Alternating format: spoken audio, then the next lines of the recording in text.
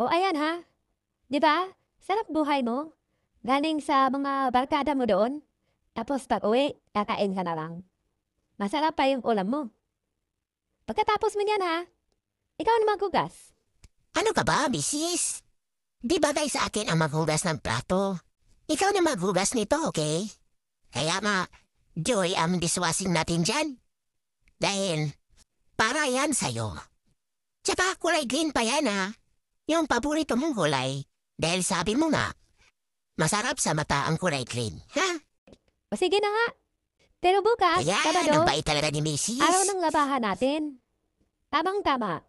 Ariel ang binili kong sabon. Kaya wala ka nang kawala. Okay? Mahal naman. Misis, huwag mo naman akong bayarapan ng ganito.